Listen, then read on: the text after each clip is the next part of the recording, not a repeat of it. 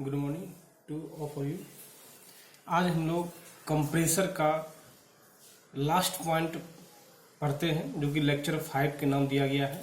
ये कंप्रेसर का last point है और ये लास्ट पॉइंट क्या फॉर मल्टी स्टेज कंप्रेसर का है, जो थोड़ा पार्ट रखा हुआ था वो हम किए थे। और हम लोग ये बताए भी थे क्या परफेक्ट इंटरकूलिंग कंडीशन के लिए जो इंटरमीडिएट प्रेशर होता है, जो इंटरमीडिएट प्रेशर होता है, इंटरमीडिएट प्रेशर होता है, इसको क्या बोलते हैं हम लोग? Intermediate pressure. इंटरमीडिएट प्रेशर होता है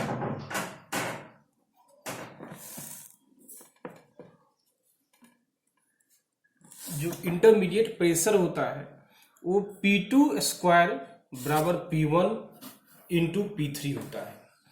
इसी को हम लोग क्या बोल सकते हैं? P2 into P2 equal to P1 into P3। और यही क्या क्या था आपको याद कीजिए, सक्शन प्रेशर था,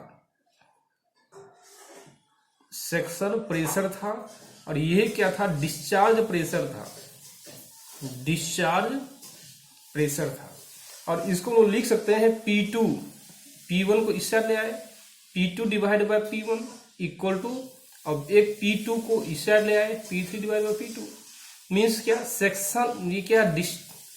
इंटरमीडिएट प्रेशर बटे सक्शन प्रेशर इक्वल टू क्या? डिस्चार्ज प्रेशर बटे क्या? Intermediate pressure. ये हम लोग ले। अब देखिए हम लोग क्या करेंगे, इस रेशियो को मीन्स क्या? इंटरमीडिएट प्रेशर को हम लोग अप्लाई करेंगे मल्टी स्टेज साइकिल पर।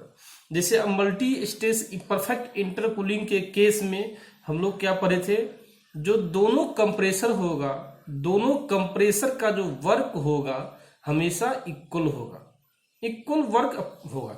जैसे एग्जांपल देखिए, याद कीजिए हल्का सा, मैंने डायग्राम बनाया था, याद कीजिए हल्का सा, ये डायग्राम था, ये डायग्राम था 1 2 3 4 5 6 7। ये कंप्रेसर 1 था, ये कंप्रेसर 2 था। इसका भी अपना वर्क होगा, इसका भी अपना वर्क होगा।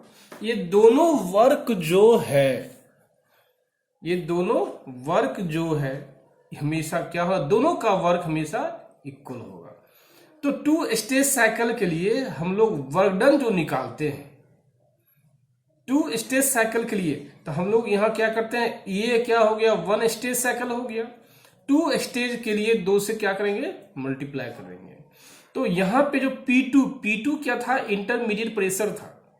और P2 का वैल्यू निकाल चुके हैं, P2 square P1 into P3। जब इसको निकाल चुके हैं तो P2 का मान यहाँ पे हम लोग पुट कर दिए।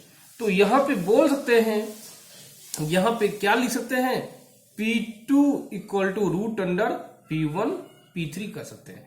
उसका वैल्यू यहाँ पुट कर दीजिए। यहाँ देखिए पावर दे दिए 1/2 मीन्स क्या? रूट अंडर है। अब यहाँ से हम लोग क्या करेंगे? कटेगा हम लोग का, जब कटेगा तो बचेगा क्या? P3 बटे P1 का होल 1/2।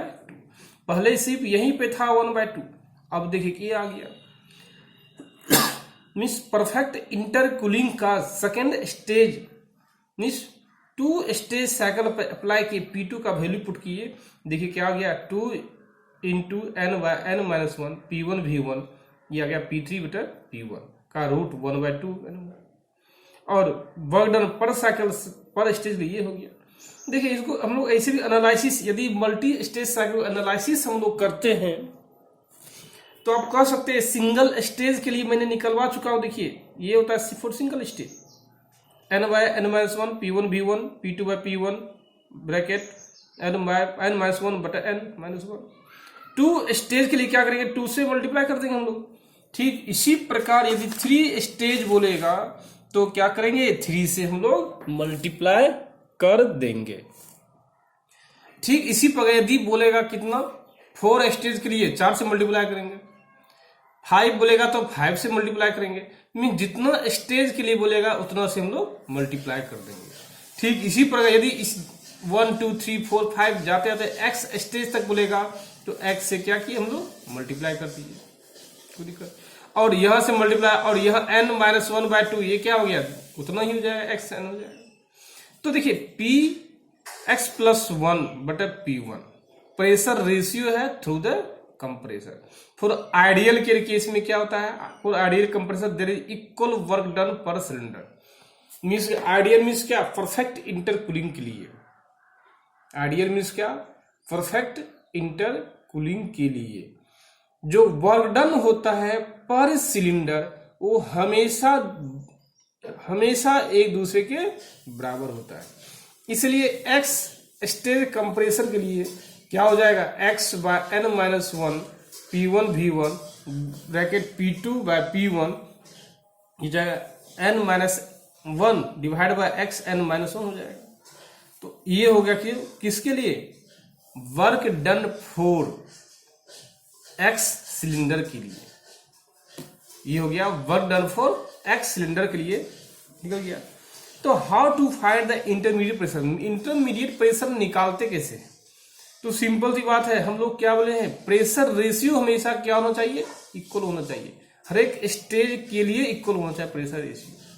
मीन्स यदि सिलेंडर की संख्या 1 2 3 4 5 6 तक है तो प्रेशर रेशियो जैसे हमेशा इक्वल होना चाहिए। जैसे एग्जांपल देखते हैं, जैसे ये हम लोग डायग्राम लिए, ये देखिए परफेक्ट इंटरकूलिंग का डायग्राम है।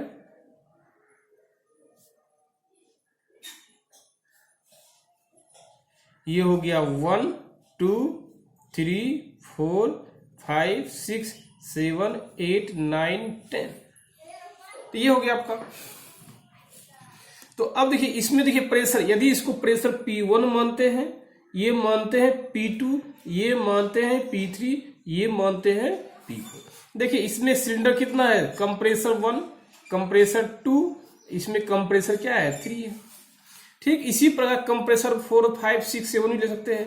तो इसमें जो प्रेशर होगा, देखिए रेशियो P2/P1 हमेशा इक्वल होगा P3/P2, ये इक्वल होगा P4/P3 डॉटेड डॉटेड। ये हमेशा इक्वल होना चाहिए, किसके लिए, परफेक्ट इंटरकूलिंग के लिए। मीन्स क्या, परफेक्ट आइडियल गैस के लिए। तो वही देखिए यहां लिखा हुआ है P2/P1 equal to P3/P2 equal to P4/P3 P5/P4 equal to P6/P5। ये हमेशा इक्वल होगा सबका, प्रेशर रेशियो इक्वल होगा, किसके लिए, फॉर परफेक्ट इंटरकूलिंग के लिए। तो हम लोग इसको जब प्रेशर इक्वल हुआ, इसको हम लोग मान लेते हैं क्या, Z मान लेते हैं। क्या मान लीजिए, Z। तो ये P2/P1 बराबर क्या है, Z होगा। ठीक इसी प्रकार P3/P2 क्या होगा, Z होगा। ठीक इसी प्रकार P4/P3 क्या होगा, Z होगा। ठीक इसी प्रकार P5/P4 क्या है, Z होगा। जब ये सब एक दूसरे के बराबर है तो P2/P1 बराबर क्या लेते हैं, Z कर सकते हैं। क्या करते हैं, Z कर सकते हैं। तो P2 बराबर क्या होगा, Z इंटू P1। दूसरा इक्वेशन है P3/P2, तो बराबर क्या होगा, इंटू Z हो जाएगा आपका। तो P3 बराबर क्या हो जाएगा, Z इंटू P2 हो जाएगा, Z इंटू P2 हो जाएगा। अब P2 का मान इक्वेशन 1 से पुट कर सकते हैं। P2 बराबर क्या है, ZP1 है, ZP1 है। तो यहां लिख सकते क्लियर किया, P3 बराबर Z इंटू ZP1 ब्रैकेट होता है। तो P3Z इंटू Z क्या होगा, Z² होगा, P1 हो जाएगा। ठीक इसी प्रकार हम लोग कह सकते हैं क्या, P4/P3 कह सकते क्या, P4/P3 equal to Z, P4/Z into P3। अब P3 का वैल्यू पुट कर सकते हैं ना, क्या होगा, Z² P1 हो जाएगा, PZ मींस 1 हो गया। तो कहने का मीनिंग हुआ कि जो प्रेशर निकालना है, इसका मीनिंग क्या हुआ, इट टेल्स दैट, यह बतलाता है, कहता है कि जो प्रेशर निकालना होता है, जो प्रेशर निकालना होता है, whatever we want to find the pressure, then,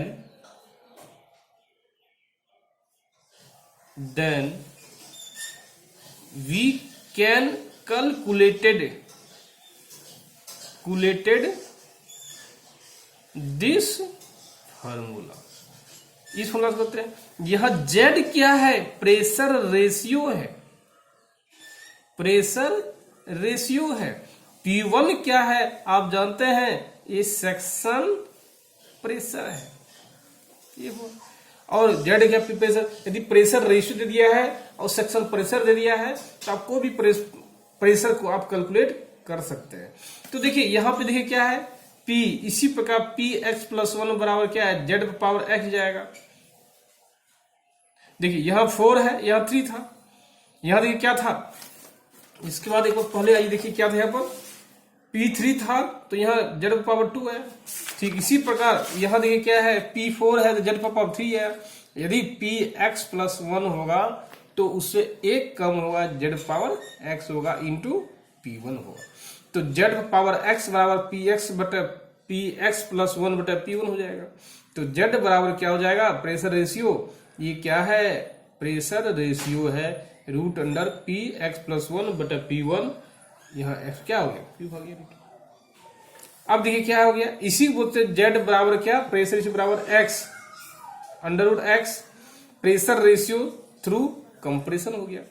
तो ये pressure ratio through the compression, ये हाइयर हो गया प्रेशर, ये हो गया सक्शन प्रेशर। इसको बोल सकते हैं सक्शन प्रेशर, सक्शन प्रेशर। ये क्या हो गया, हाईएस्ट प्रेशर, ये हो गया। अब देखिए क्या है, for intercooling for stage as a separate compressor. Separate compressor यदि लेते हैं तो इंटरमीडिएट प्रेशर कैसे होगा, जैसे आप कह सकते हैं, देखिए क्या है इसमें हम लोग इसका डायग्राम बना सकते हैं हम लोग। देखिए क्या है, ये बना सकते हैं डायग्राम।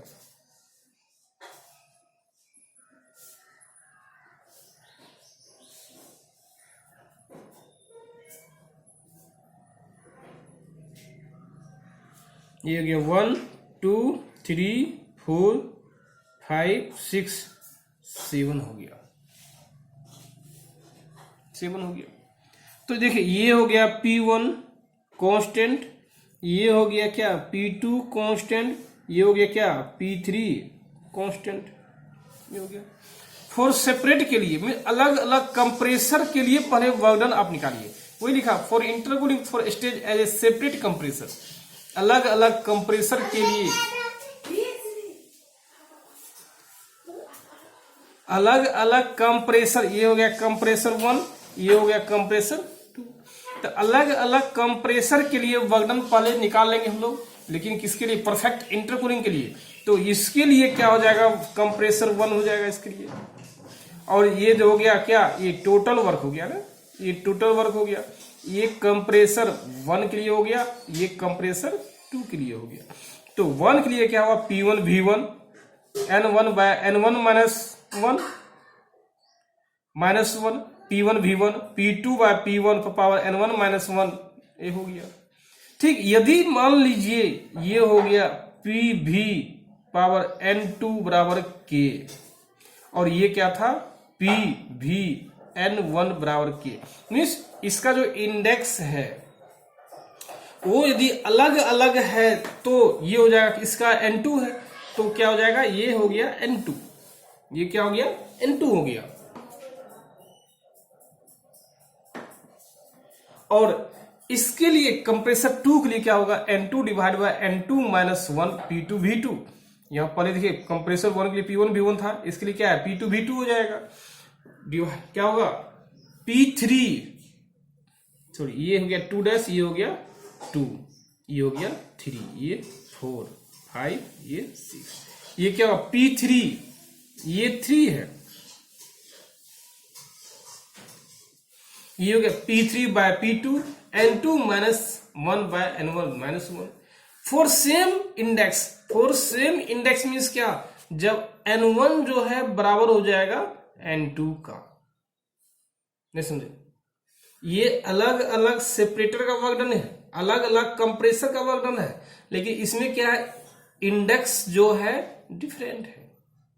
देखिए N1 और N2 दिया हुआ है, अलग अलग दिया है, लेकिन अब लोग फॉर सेम इंडेक्स के लिए कैसे निकलेगा?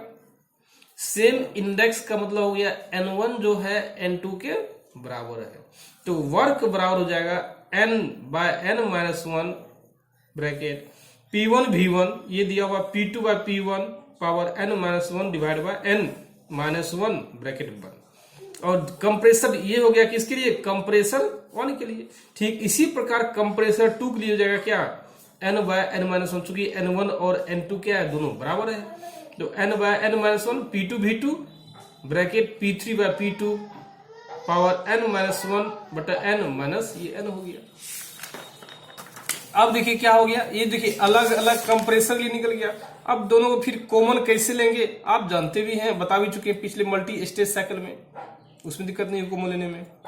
अब देखिए क्या हो गया, हीट रिजेक्शन पर stage kg of air, means पर स्टेज में हीट का रिजेक्शन क्या होगा पर स्टेज में, मीन्स आपको कैलकुलेट करना, यदि को पूछ दे पर स्टेज में हीट का कुछ ना कुछ रिजेक्शन होगा, तो वो रिजेक्शन कैसे निकालेंगे वो देखिए। फॉर सिंगल स्टेज में कैसे होगा, तो वर्क आप जानते भी हैं, इसके पहले एक चीज जान लीजिए, क्या आप लोग बता भी चुके हैं, हम जानते भी हैं, थर्मोडायनेमिक्स पढ़े थे। वर्क क्या है? वर्क का यूनिट होता है जूल, क्या होता है? जूल होता है। और हीट का भी यूनिट क्या होता है? जूल होता है। मीन्स दोनों सेम चीज है ना। Work, the unit of work is similar to the unit of heat, क्या है? जूल है। ऐसा यूनिट क्या है? जूल है।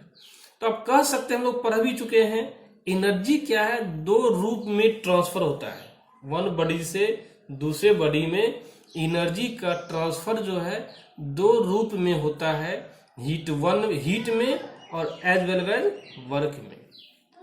ये हम लोग पढ़ चुके हैं, किसमें? थर्मोडायनेमिक चैप्टर में पढ़ चुके हैं। जब दो रूप में होता है, जो वर्क होगा तो वही क्या होगा? हीट रिलीज हो जाएगा। इसलिए फॉर सिंगल स्टेज के लिए हीट रिजेक्शन क्या होगा पर स्टेज में? तो वर्क क्या होता है?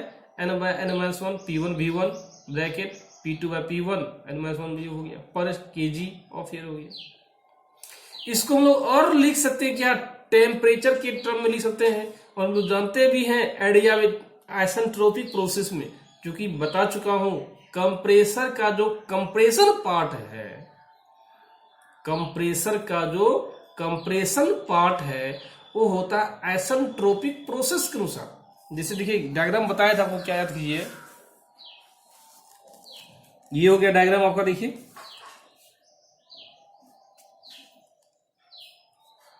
1 2 3 4। ये जो ये क्या है? कंप्रेशन प्रोसेस है, कंप्रेशन प्रोसेस है। और ये क्या है? सक्शन प्रोसेस है।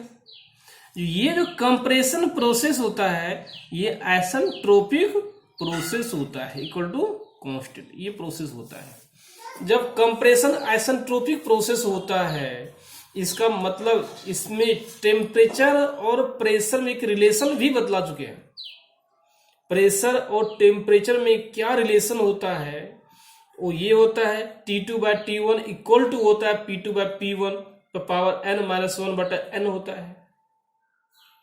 ये कैसे निकालते हैं थर्मोडायनेमिक्स में बता चुके हैं। यदि इसको निकालने नहीं आता है तो आप क्या कीजिए, जब हम लोग स्टार्ट करेंगे कंप्रेसिबल फ्लू, उसमें ये चीज को हम बताएंगे आखिर ये आता कैसे है। और अब ये जान लीजिए, ये आता है एडियाबेटिक प्रोसेस, मीन्स क्या है? आइसेंट्रोपिक प्रोसेस के टर्म में ये निकलता है। और वही कंप्रेशन प्रोसेस क्या? आइसेंट्रोपिक प्रोसेस है। कंप्रेशन प्रोसेस जो अकर्स होता है आइसेंट्रोपिक प्रोसेस के अनुसार, उसके लिए क्या हो जाएगा? T2 by T1 equal to P2 by P1 bracket n-1 बटा n हो जाएगा। तो W बराबर क्या हो जाएगा? n/n-1 P1 V1 T2 by T1 -1 पर kg ऑफ एयर। यदि इसी को आप लिखिएगा परफेक्ट गैस के लिए, P1 V1 को लिख सकते हैं आप आसानी से, क्या इसी को लिख सकते हैं हम लोग, क्या फॉर परफेक्ट गैस के लिए n/n-1 mRT1 क्या हो जाएगा? T2 बटा T1 -1। ऐसे भी कर सकते हैं। ये भी क्या हो गया, पर केजी ऑफ एयर के लिए हो गया। और एयर क्या है, एयर को हम लोग एज्यूम करते हैं क्या, आइडियल गैस, आइडियल गैस हम लोग एज्यूम करते हैं किसको, आइडियल गैस को। आइडियल गैस को मानते क्यों है, क्योंकि आइडियल गैस होने का कंडीशन जो होता है, हर एक कंडीशन को एयर क्या करता है, फॉलो करता है। वाई हम लोग लिख सकते हैं, air follow all the condition of ideal gas. Means ideal gas का जो कंडीशन है सब का ये क्या करता है, फॉलो करता है। इसलिए हम लोग एयर को क्या आइडियल गैस मानते हैं। तो क्या W बराबर N/N। यदि आपको इसमें कोई डाउट है तो एक वीडियो लेक्चर यहां पे हम और डालेंगे, why we can say that air is a ideal gas. Air एक आइडियल गैस है, हम बहुत जल्दी आपको वीडियो बना के डाल देंगे। तो यहां कहते हैं W बराबर N/N-1 mRT1, ये हो गया पर केजी। तो देखिए इसको हम ऐसे भी लिख सकते हैं, W बराबर N/N-1 R/J। J का मान 1, यदि SI यूनिट रखेंगे J बराबर 1 लिखेंगे, यदि MKS सिस्टम रखेंगे J बराबर कितना रखेंगे, 4-7 रखेंगे। तो आप कह सकते हैं R/J बराबर क्या होता है, C माइनस CV होता है। तो W बराबर, ये थर्मो आप पढ़ चुके हैं, आपने ये थर्मोडायनेमिक्स में पढ़ा है, डायनेमिक्स में पढ़ा है। तो W बराबर हो गया N/N-1 into CP minus CV, mean R/J का वैल्यू पुट किए, CP minus CV into T2 minus T1, ये हो गया। अब देखिए क्या गया, हीट रिजेक्शन परफेक्ट इंटरकूलिंग के लिए क्या होगा। मीन्स ये जो हीट रिजेक्शन था पर स्टेज, ये इंटरकूलिंग के लिए नहीं था। अब हम लोग पढ़ेंगे हीट रिजेक्शन जो है इंटरकूलिंग के लिए क्या होगा। सिंपल सी बात है, हीट रिजेक्शन इंटरकूलिंग के लिए क्या होता है, देखिए CP plus CV into gamma minus N divide by N minus 1 T2 bracket पर केजी होता है। तो यहाँ पे नोट दिया N/N-1 CP माइनस CV को हम लोग रिप्लेस करेंगे। ये जो आप देख रहे हैं इसको रिप्लेस करेंगे किस टर्म से, इस टर्म से, और इसी से क्या होगा, परफेक्ट इंटरकूलिंग के लिए आपको निकल जाए। चलिए हम लोग एक क्वेश्चन देखते हैं, और ये क्वेश्चन राजपूत का लिया गया है।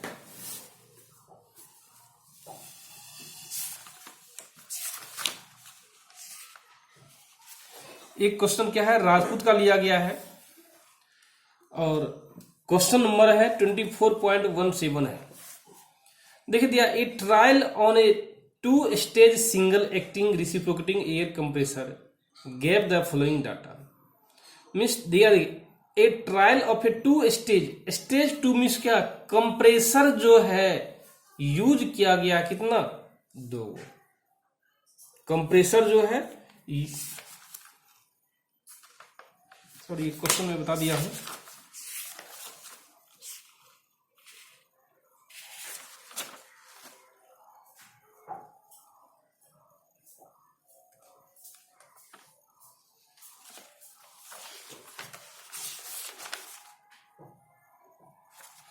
चलिए क्वेश्चन देखते हैं दूसरा।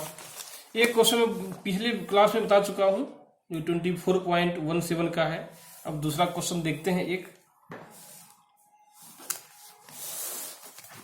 जो कि राजपूत का ही लेते हैं।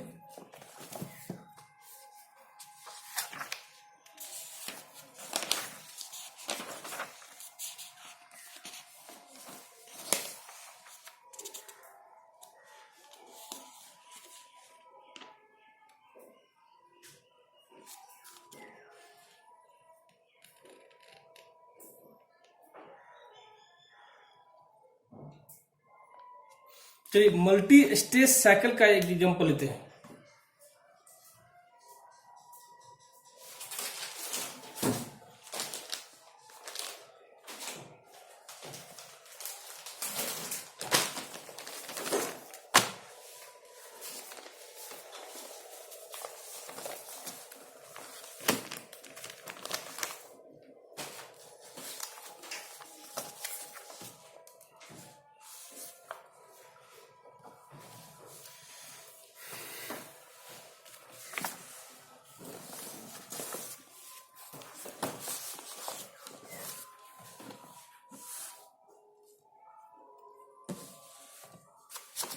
चलिए देखिए क्वेश्चन देखते क्या है।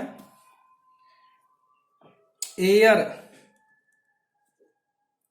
Eight 103 kilo pascal and 27 degrees Celsius is drawn in lower pressure cylinder of a two-stage air compressor। Two stage दे दिया है, इसका मतलब क्या हुआ, तो नंबर ऑफ सिलेंडर कितना है, 2 है, and is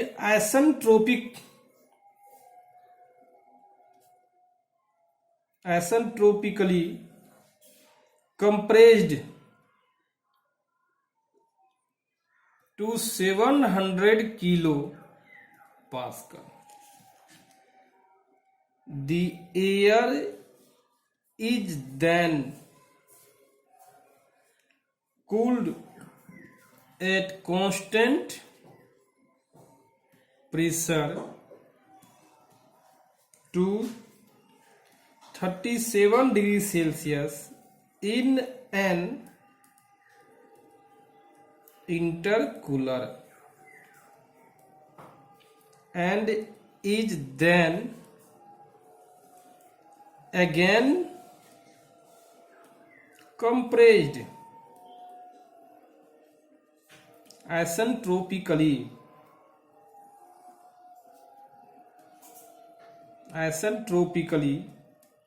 to 4 megapascal in the HP means high pressure cylinder and is delivered at this pressure determine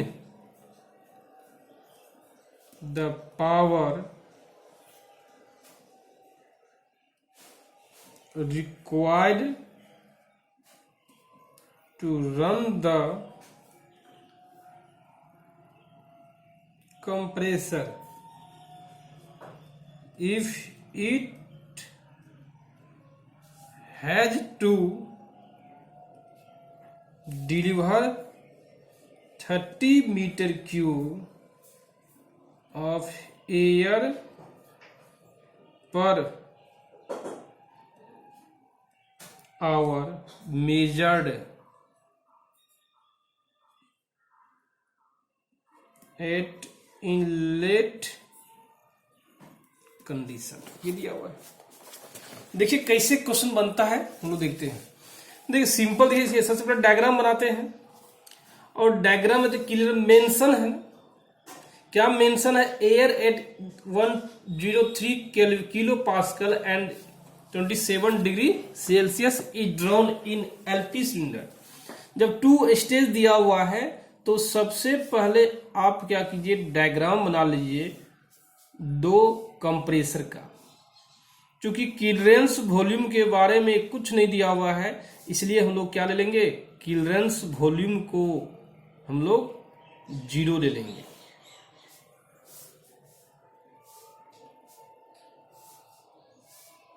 ये हो गया आपका, ये क्या है, परफेक्ट इंटरकूलिंग के लिए ये क्या होगा, सक्शन हो गया ना, P कांस्टेंट है, क्या है, सक्शन प्रेशर हो गया, सक्शन प्रोसेस हो गया। तो इसमें प्रेशर दे दिया कितना, देखिए 103 किलो पास्कल दे दिया है, एंड टेम्परेचर देखिए दे दिया कितना, T1 27 डिग्री सेल्सियस। इसको केल्विन में बदलने के लिए 300 केल्विन हो जाएगा। अब ड्रॉन 2 स्टेज एयर कंप्रेसर, ये आइसेंट्रोपिकली कंप्रेस्ड टू, इसको कंप्रेस कर रहा है किस प्रेशर पे, इसको कंप्रेस कर रहा है इंटरमीडिएट P2, ये P2 पे कर रहा है कितना, 700 किलो पास्कल कर रहा है। The air is then cooled at constant pressure at 27 degree Celsius, इसको फिर से कूल कर रहा है और कूल करके कहां पहुंच गया देखिए T2 पे, और ये दे दिया है 37 डिग्री सेल्सियस। इसको कन्वर्ट कीजिएगा टेम्परेचर में तो कितना हो जाएगा, 7 10 11 और 310 डिग्री केल्विन हो जाएगा। And is intercooler and is then again compressed isentropic to 4 megapascal. 4 megapascal दे दिया किसमें, प्रेशर कांस्टेंट में P3। 4 मेगा पास्कल, इसको बोल सकते हैं 4000 किलो पास्कल दे दिया है। And deliver pressure, determine the power required to run the compressor. If it has delivered 3 meter cube of air per, means it delivered तो दे दिया है, वॉल्यूम ऑफ एयर डिलीवर दे दिया है कितना,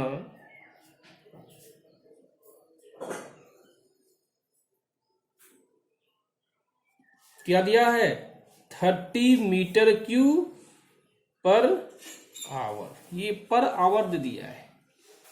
तो देखिए हम लोग आसानी से निकल जाएगा इसमें। Power required to run the compressor, power कैसे निकलेगा, तो सिंपल सी बात है ना, पावर निकालने का एक सिंपल आसान तरीका बता चुके थे, जितना डाटा दिया हुआ है इसमें। देखिए हम लोग सोचते कैसे हैं, कैसे न्यूमेरिकल पे हम लोग अटैक करेंगे, कैसे बनाएंगे। पहले सिंपल सी बात है, रिक्वायर्ड क्या है, कैलकुलेटेड क्या है, कैलकुलेट क्या करना है, व्हाट इज कैलकुलेटेड, तो आपको निकालना है कैलकुलेट द पावर। तो देखिए बस बच्चा से सोचिए आप, तो पावर बराबर होता क्या है, पावर बराबर हम आसानी से बोल सकते हैं वर्क डन डिवाइड बाय क्या होगा, टाइम होगा। और ये टाइम जब भी होना चाहिए किस में होना चाहिए, सेकेंड में होना चाहिए। तो पहले सेकेंड में होने के लिए क्या करना चाहिए हमको, यदि आवर में दिया हुआ है एयर डिलीवर्ड, तो हम लोग कह सकते हैं क्या, उसको हम लोग 3600 से मल्टीप्लाई करके सेकंड में कन्वर्ट कर देंगे हम लोग। तो सबसे पहले वर्क निकालेंगे और टाइम से क्या करेंगे हम लोग, डिवाइड कर देंगे। तो चलिए वर्क निकाल के टाइम से डिवाइड करते हैं, देखिए पावर निकल जाएगा।